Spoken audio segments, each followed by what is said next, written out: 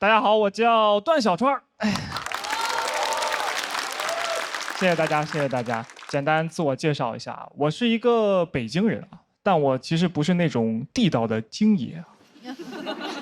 对，因为我父母是山西人嘛，但是我很喜欢假装自己是那种地道的京爷，所以每次别人说我听起来不像北京人的时候，我都会跟他说：“嘿，要不您再仔细听听呢？”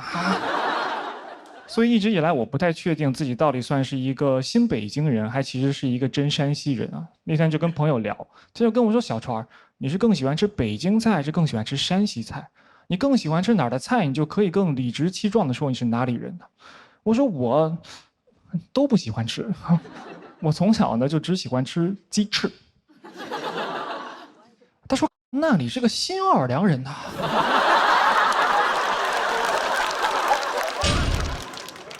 我这朋友是一个大傻子，而我的父母其实是在考大学那会儿考到了北京，然后就一直扎根到了现在。想跟大家介绍一下我的父母啊，因为我觉得我父母其实和这个传统家庭里父母的分工不太一样。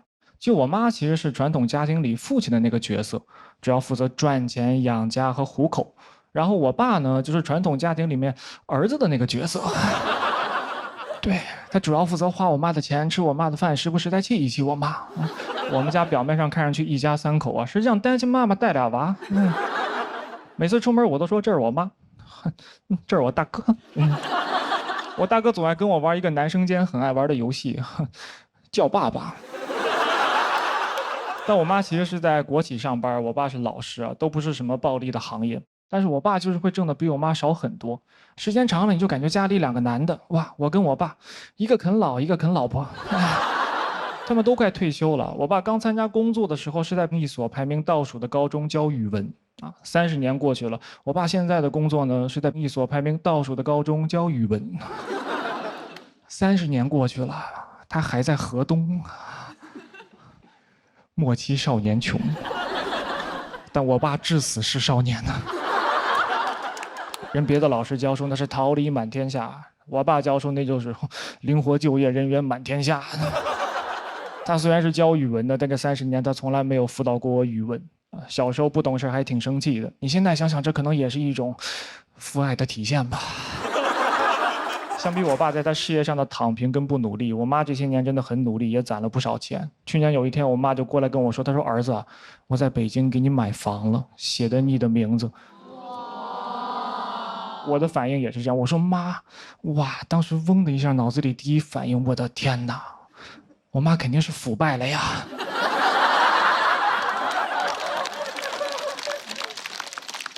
你在国企上班，哪来的钱在北京买房呢？啊，咱们国家现在反腐反这么严，哇，怪不得写我名字呢。我说，要不还是写我大哥名字吧？我的人生才刚刚开始。我很担心这个房子的来历，我就旁敲侧击地问我妈，我说妈，咱家那房子他买的干净吗？我妈说啥呢，儿子，我这个找大师算过了，那片地特别干净啊。我说妈，我问的不是家里面的风水，我问的是家里的流水。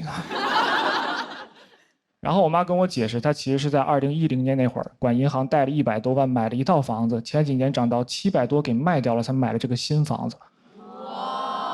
我听完以后也大为震惊，我说妈，哇，你当年眼光这么好，怎么看上我爸的呢？我妈说，嗨，投资嘛都有看走眼的时候呢。所以我很感谢我妈。大家常说父爱如山嘛，但我真的觉得在很多家庭里面，母亲才是那座真正的高山。我真的很感谢我妈，让我在北京拥有了一个可以遮风避雨的地方。我现在甚至心态都发生了一些变化，你们知道吗？我之前一直觉得我可能就只是一个出生在北京的普通孩子哈，现在有了房之后，我觉得我就是一普通的我们北京孩子呀。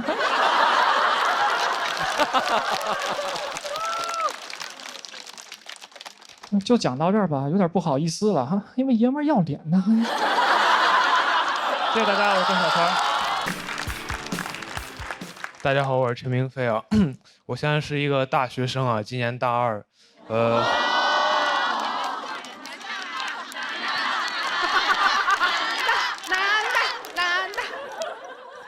现在心情怎么说呢？就是马上要期末考试了。我念的是中文系啊。我发现有时候我很难跟人解释说我们这个专业它究竟在学什么。就有一次我印象很深刻，我坐火车上学嘛，路上很无聊，有一个阿姨就说：“小伙子，你大学学什么的呀？”我说：“阿姨，我学中文的。”阿姨说：“那你学的挺快呀。”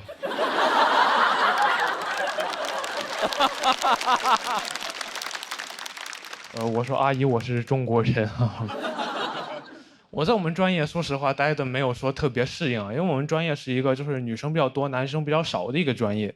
我记得有一次我参加学校举行那种跳长绳比赛，进了我们队的微信群，发现就好像只有我一个男生。那天体委在群里说的是老婆们集合了。我说这儿还有一个人类呢。体委可能没反应过来啊，说别人都没意见，怎么就你有意见？但后来那天活动现场，他发现确实是有一个男生啊，所以那天我们夺冠之后，他发的朋友圈里就表现了对我的尊重。他说我和老婆们和陈明飞取得了冠军。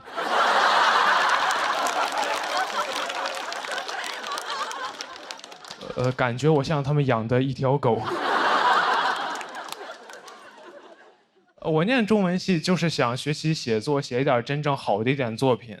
但上了大学之后，老师跟我说，一个作家想写出那种真正好的作品，应该要先过30-40年苦日子。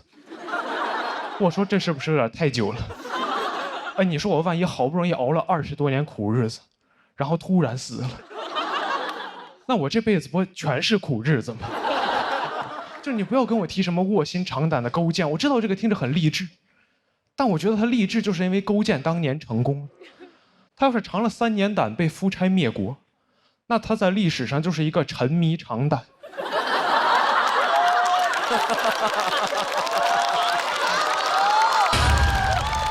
导致亡国的变态了。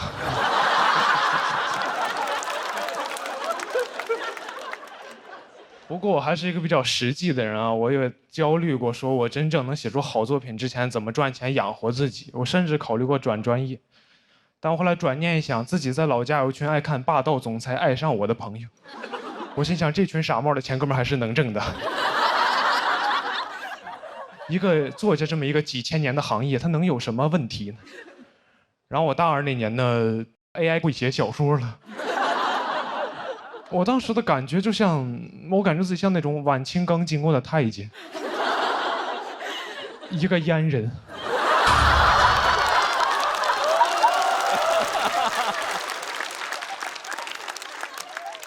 就是我准备工作刚做完，发现行业消失了。我当时感觉自己被时代所欺骗了，因为我印象很深刻，我报志愿那会儿，全网都在告诉我，文艺就是人类面对 AI 的最后一道防线。我说怎么2年就被打爆了？你 AI 用的不是 C 语言吗？怎么先把汉语言取代了？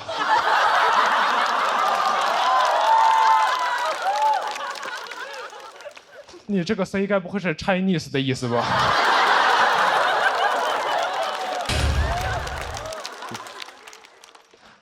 我很痛苦啊！我去问做 AI 的朋友，我说你跟我说实话就行，我们做这种行业会不会被 AI 取代掉？我朋友跟我说以后说不好，但现在不会，因为 AI 刚开始学写作，它短期内比不上你。我说这怎么可能安慰到我？我也刚开始学写作呀。我跟 AI 同时开始，你猜我俩谁学得快一点？该不会是我吧？很难受啊！我去年年底参加了一个大学生的短诗创作比赛，发现有个赛道已经叫 AI 赛道了，要求我们的作品展现出那种人机协同的美感。我说人机协同，我小时候不是管这玩意儿叫作弊吗？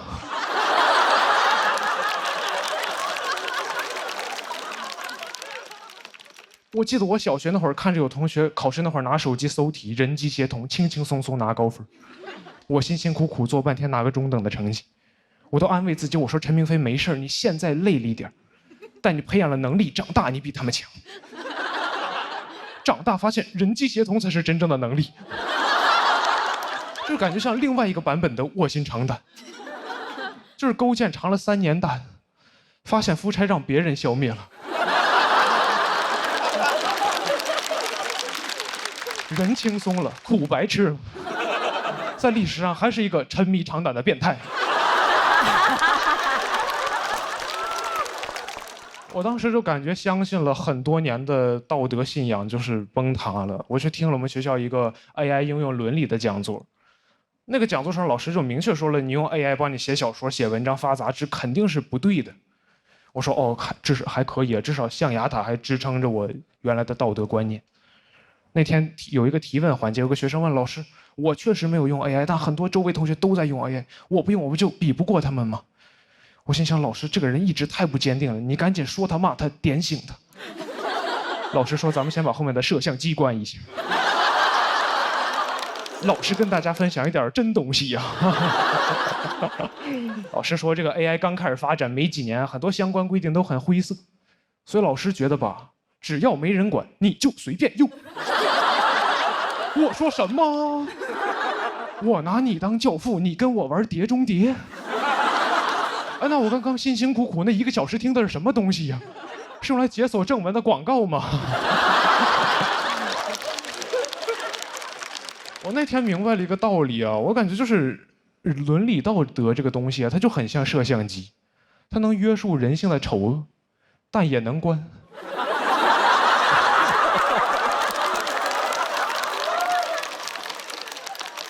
我现在感觉自己就是，我明白 AI 是好东西，我知道它是时代在进步，科技在发展，历史的车轮滚滚向前，但我不在车上。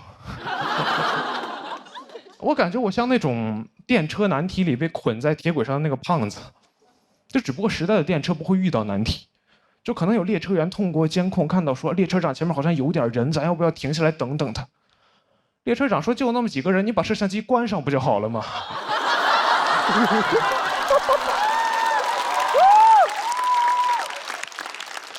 就看着那个车越开越近，我旁边的朋友就会问陈明飞：“咱们现在怎么办？”我说：“我自横刀向天笑，去留肝胆两昆仑。”他说：“那我先上车了。”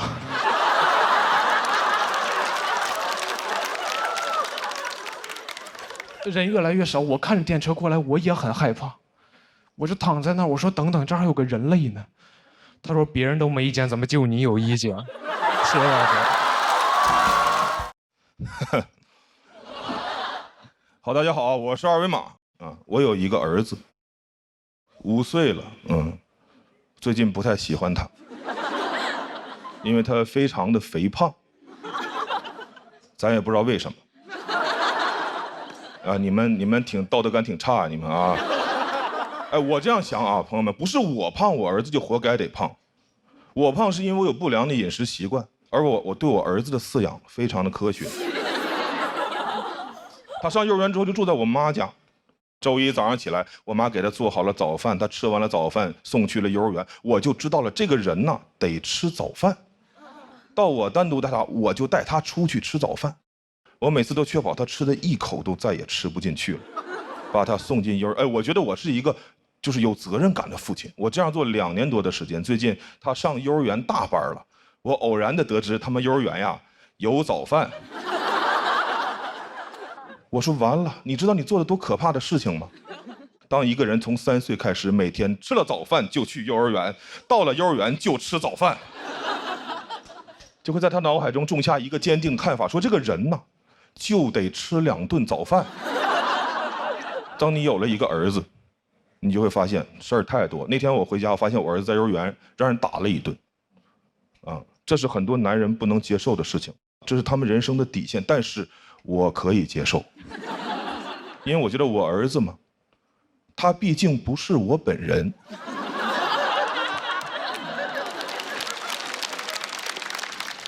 别人打我本人，那是我不能接受的事情。但打我的儿子，对我来说只不过是一个令我难以接受的事情。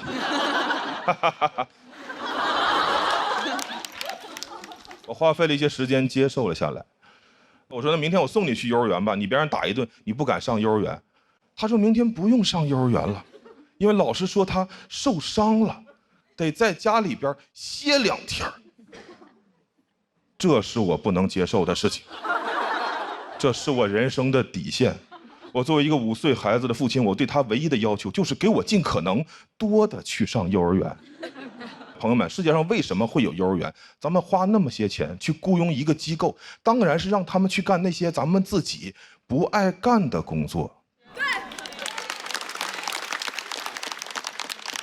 我要是特别爱带孩子，我儿子能上幼儿园吗？哎，朋友们，而且孩子啊，需要幼儿园吗？孩子需要父母，是父母需要幼儿园。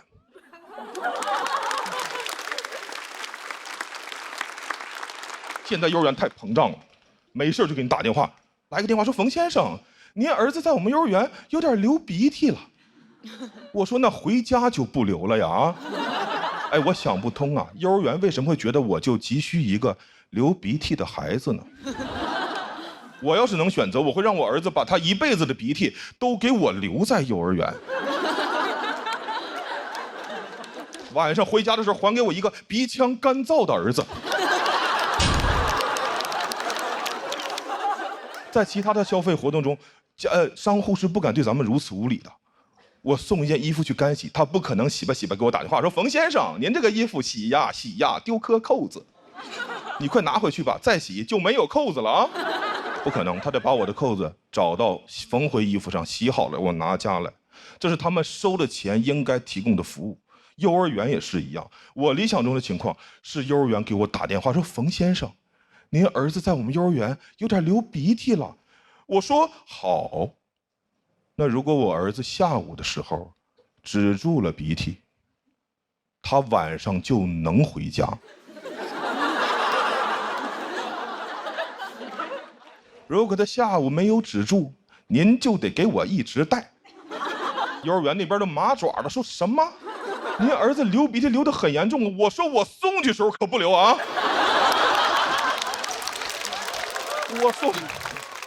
我送去时候是一个好孩子，是你把他玩坏的，你就要负责修理。幼儿园那边还想狡辩，我直接就把电话一按，电话卡拿出来掰了，家里边房子一卖，让幼儿园再也无法得到我的音讯。园长这几年得带着我儿子求医问药，把他恢复正常了。同样的就同时间，我在我自己家小区楼下吃完了晚饭，拉着我女儿的手，饭后散步，会偶遇同小区的家长，他们会问我说：“哎，冯先生，您儿子呢？”我说：“我呀，没有这个东西。”谢谢大家，讲到这儿，谢谢大家，我是二维码。大家好，我叫贾德玉，我现在在读博。我在新加坡读博读了很多年，现在已经是第6年了。6年的时间全部投入在一个项目上，最后论文能不能发表也不知道，就感觉读博真的很像赌博。建议大家不要轻易去东南亚做任何事情，校园区域也是一种园区。我的专业是人工智能，就爱听这一声。人工智能和人的智能不一样，因为人工是 man made 的，而人是 woman made 的。我妈妈不知道我每天在干什么，我就给她解释嘛。人工智能的其中一个方向是教人工智能学人，并且在一些场景下装人。说完我也觉得挺困惑的，我们人类不是可以直接造人吗？为什么还要先造一个人工智能，再让它装人？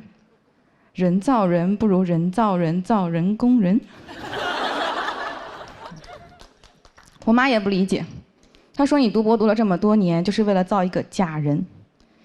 你要是去造人，1年就出来了。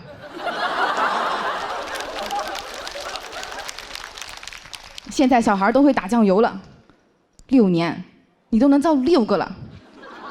我说妈，咱家应该也不需要这么多酱油吧？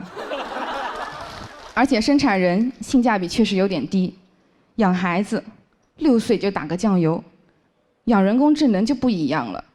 DeepSeek 1岁就能做逻辑推理，语数科技的机器人3岁就能上春晚，人工智能从出生那一刻起就可以为我打工赚钱了，反正也没有未成年人工智能保护法。我觉得我的想法这么奇怪，主要的责任在于我妈。用人工智能的话来说，就是我的开发者。有人说我爸也有责任，我爸他只是提供了一点训练数据，而且他的训练数据里面还有许多脏数据。他一次提供几千万条、几百万条，有用的就1条。我们有一门课教人工智能，在这个课上，老师用人工智能布置作业，学生用人工智能写作业。老师知道之后，又开发了一个新的人工智能，检查学生的作业是不是人工智能代写的。那这个过程中，人类发挥了什么作用？人类卷死了2个人工智能，人工智能都懵了。你们人类究竟为什么这么卷啊？他们硅基生物哪懂我们碳基生物啊？我们碳基生物 DNA 就是卷的，双螺旋结构。好在人工智能也不总是智能。那天我问 ChatGPT，1/3加1/5等于几？他说1/8。仔细一想，倒也正常。毕竟 ChatGPT 是美国人发明的。后来我也去问了 DeepSeek， 他每次都能答对。相比于 ChatGPT，DeepSeek 训练过程中多了一个强化学习的环节，就是让他去刷题，做对了加分，做错了扣分，他就学得很好。真是棍棒底下出 AI 呀！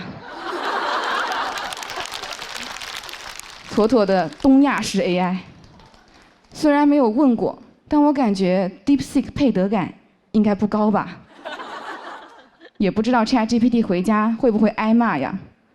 看看别人家的 AI， 再看看你，你现在不好好学习，以后怎么进爱奇艺这样的大公司啊？我把这个内容发给 DeepSeek， 问他建议，他说知识点太多，笑点太少。我说我相信喜丹的观众，他说呵呵，还是你们人类会做人啊。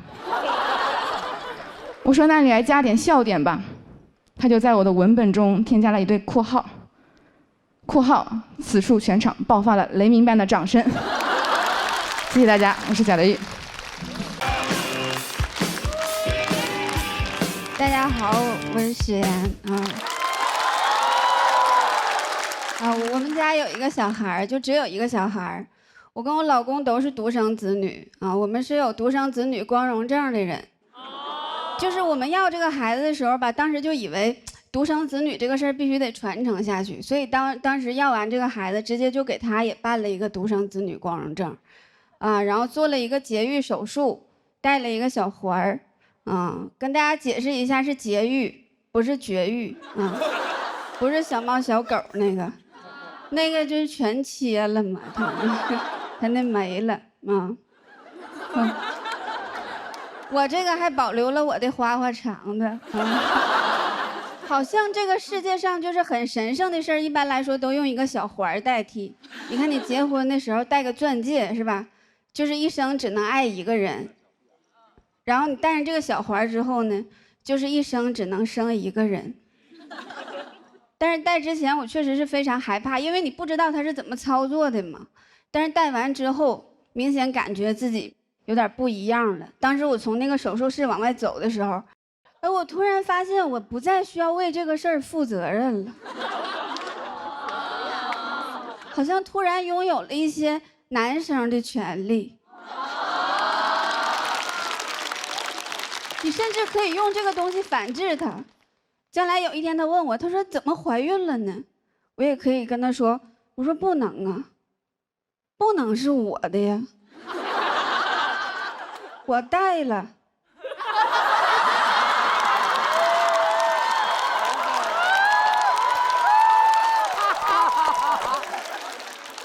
当时医生就跟我说，他说这个东西能管10多年但是戴上没2年就开放3胎了。然后婆婆就跟我说，她说赶紧生吧，啊，生3个，生3个光荣。我说妈，这把能定下来不啊？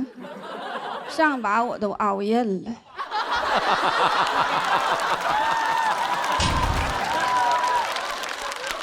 但是我也不是没心动过，因为之前有的政策确实是挺好。去年有一个银行推出了一个优惠，叫生育贷款，不知道你们听过没有？它啥意思呢？就是凡是生2个或者是3个孩子的家庭，它可以给你提供一些这个生活上的贷款。真的，我当时看见这个新闻的时候，我说这个银行是骗小孩呢吧？啊，是骗小孩呢，还是骗小孩呢？你就感觉这个孩子在肚里的时候，就有一些小额贷的血统了。我说这玩意儿行啊，以后这孩子都不用脐带跟妈妈连了啊，都用小额贷了。完了，将来你要是还不上这个钱了，银行就能把孩子带走。真的，你就去看去吧，就是每隔一段时间，什么生育假又延长了，抚养假又延长了。真的，我现在不要2胎，我就总觉得这个事儿后边还有大的，我怕我要早了，要赔了。但是我婆婆就特别着急，她就跟我说，她说你赶紧要吧，那个孩子多了好，孩子多了吧，热闹。我说妈，以前也不知道你喜欢热闹啊，喜欢热闹的话，我要俩，是不？你也别闲着，你也要俩，要我再给你第2套方案，是吧？我有个朋友，他3个孩子是3个不同的爸爸。哎，那生活想想就得老热闹了。你看3个爸爸，能带来6个爷爷奶奶，加上他爸他妈，正好8个老人，2桌麻将，完这仨小孩斗地主。我喜欢热闹，给人家整的跟那个棋牌社似的，是吧？这家多热闹！天天回家一推开门，咱这棋牌社的名就叫老人与孩。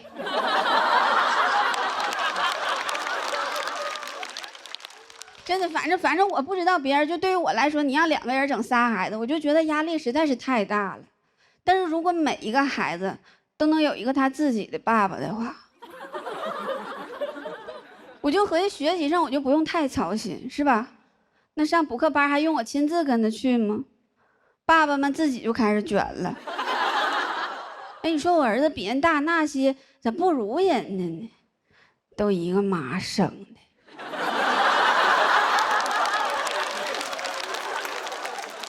爹不行。反正就刚才都是闹玩的，就这个事儿，就是还是得看自己的情况。就1个也行，但是你觉得3个，你要是有精力照顾也挺好。反正我家里有1个，我是够呛了，现在都要命了。再来俩老公，我真照顾不过来了。反正真大岁数了，精力允许，法律也不允许了。讲到这儿吧，谢谢大家。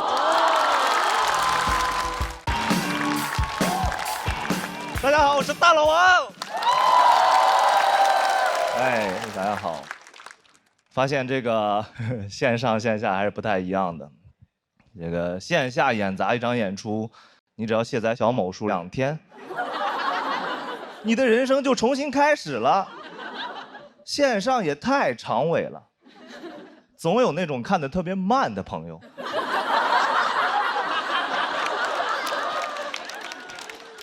有那种最近才看到第2期的，给我发私信，说大老王，你是最棒的。我说不是，付航是最棒的，我是第32棒啊。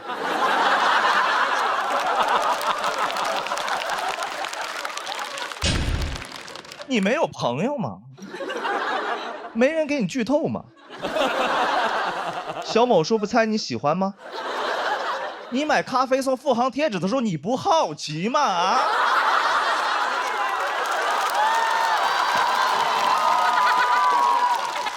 啊？为什么不送大老王的贴纸呢？还有追着骂的，你知道吗？追着骂的说你太尬了，找个班上吧。什么逻辑，家人们？什么逻辑啊？脱口秀讲不好，工作就能干得好？你是不是对工作要求有点太低了？我工作能力更差呢，我干不了那个，才干的这个呀。我上班一些最基本的东西其实都干不好，早高峰都干不明白，早高峰有点太累了。我是觉得早高峰就是一天最累的工作，就不能先工作后早高峰吗？而且早高峰上没人开心，对吧？基本上是一天心情最差的时候。我说你叫什么早高峰啊？你就应该叫早低谷。早高峰没人开心，但换句话说哈，你要在早高峰看到人开心，你不害怕吗？整个地铁人，所有人都觉得有哥们儿来当啷当当当当。搞这些。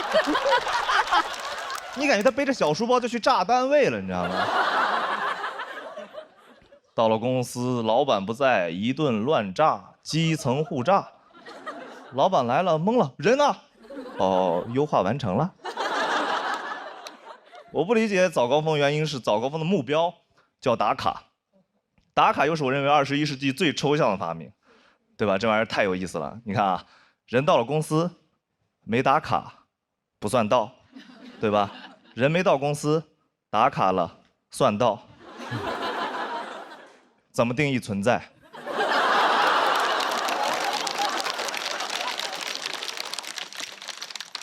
证明打卡就变成了一天最重要的事情。人就是活几个瞬间。我以前老板还跟我说过那种公司福利，说公司以后不打卡了，不打卡就更神奇了。不打卡你就不知道什么时候下班，不下班就没法定义什么叫加班，太妙了。忙了一天跟没来一样。我说，哎呦，老板你可真好，为了给我们取消加班，把下班取消了。我其实最不理解的原来公司福利就是公司那种打车福利。我们原来公司7点下班，但是9点打车报销。附近所有公司都是9点打车报销，大家都卡点下班打车，然后就会出现一个盛况：如果你8点59打车的话，自己花钱，司机秒接单；如果你9点打车的话，就排队1小时，但是免费。这就是我每天忙了一天以后，要遇到那种最具体的问题，到底是省25块钱还是省3个小时？这是我每天遇到的最具体的快车难题。就这种情况，还有人说公司福利好。我有个朋友在字节上班，天天给我炫耀字节，天天挂嘴边字节。他主要炫耀他们公司有个福利，就是房补，就是租房补贴，住在公司30分钟以内，1个月给1500，很好。但我觉得没必要天天挂嘴边我公司有房补。我说这玩意儿是挺好，但这玩意儿有这么厉害吗？你知道以前长工住地主家都免费吗？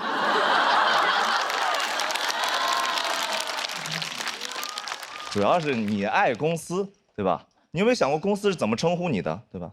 公司对员工有个统称，叫官方的说法叫人力资源。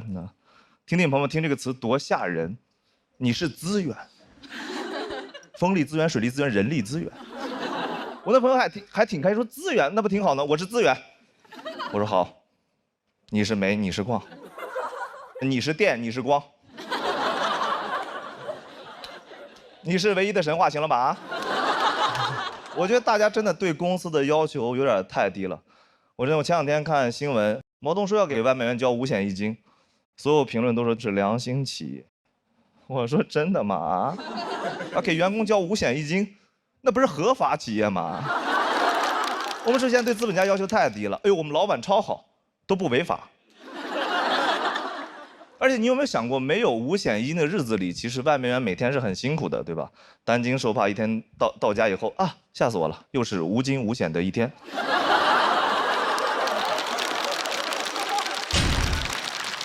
朋友们，我聊这些是因为我不上班，你能理解吧？我站着说话不腰疼，好吧？是。别听进去的，明天上班就疯了啊！大家我要上。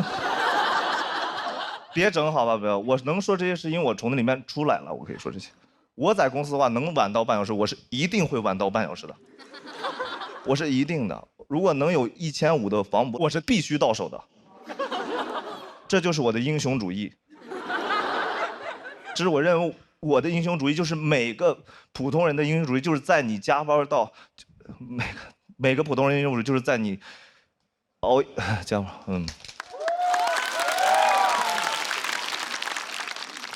就是在你熬夜加班到晚上9点以后，依然选择等公司打车下班。谢谢大家。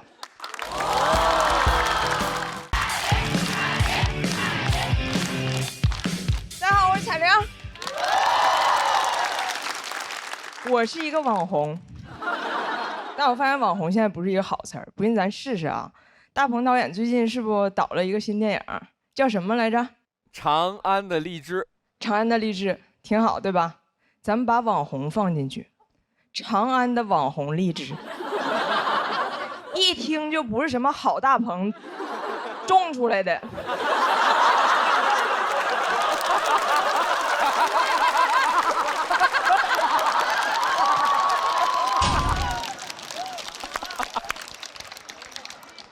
但是我就是一个网红，所以每次我参加活动，主持人介绍我的时候，就会非常煞费苦心。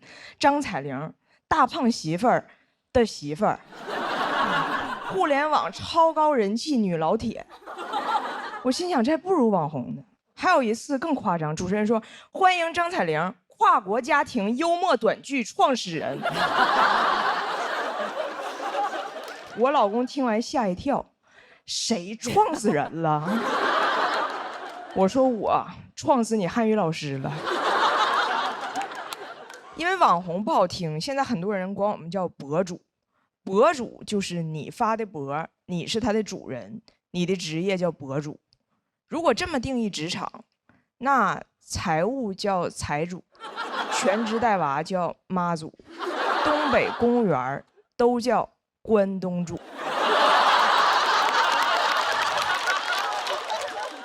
作为短视频博主，收获了非常多的点赞，所以现在很多人问我，彩玲短视频到底有没有流量密码？我今天说句掏心窝子的话啊，你别想那些歪门邪道，你就踏踏实实沉下心来，嫁个精神病。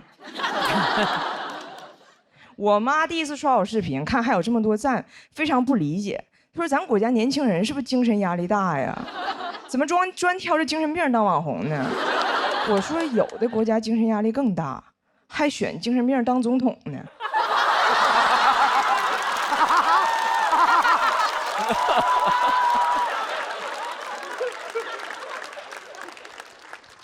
做短视频之后，我也成了个精神病。不知道你们听没听过？我以前说过一个事儿，就是讲我这个外国老公第一次来中国上蹲便不会蹲，我还得教他。对，我教他，我说双腿弯曲，重心下沉到极致。他一个努力跪下了，然后怕弄脏，把衣服一件件都脱了挂门上了。看着他这厕所上的一丝不挂啊，这要搁以前我早发火了，现在我想早发早火了。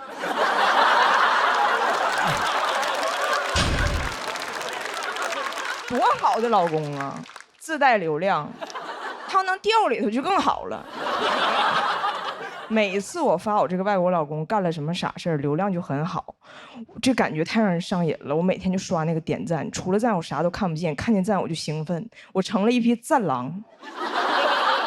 但如果发别的内容，流量就一般。为了这个事儿，我还找了一个网红前辈去请教。我说从长远考虑，我应该写点什么内容呢？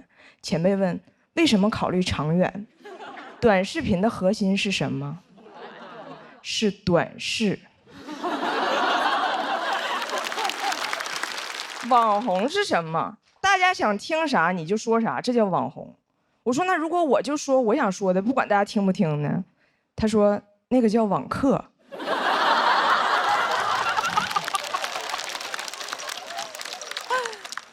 前辈说网红的优点就是流量大，号说火就火；网红的缺点是寿命短，号说疯就疯。哎，听完他那番话，每次我听到那个卫生巾广告，我都感觉非常恐惧。不管流量多大，都能瞬间消失。我流量最好的一条视频是讲我的儿子，他叫张拿铁，啊，他作为一个混血宝宝，居然不会说英语，还被双语幼儿园给拒收了。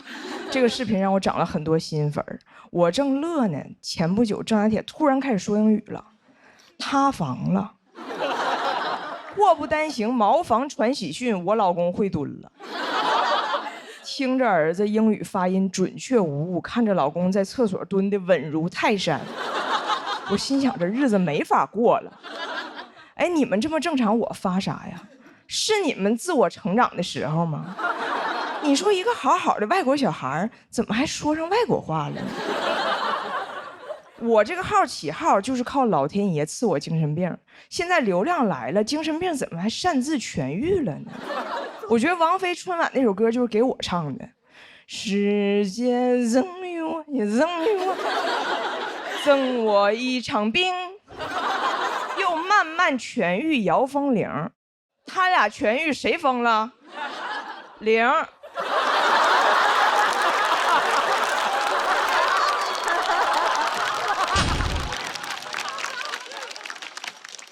我都没敢跟家里老人说我是网红，我爷是听邻居说的，问我啥叫网红啊？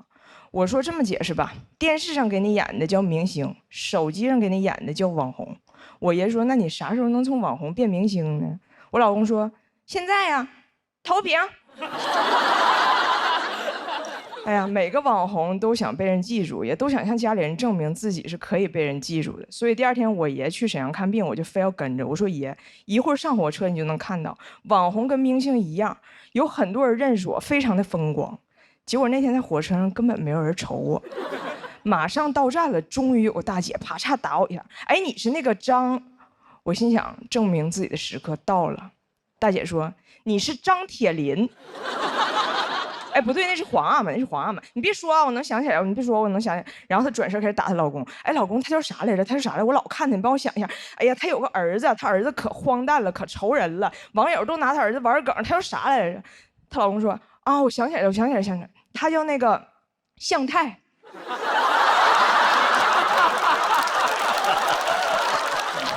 我是彩玲，谢谢大家。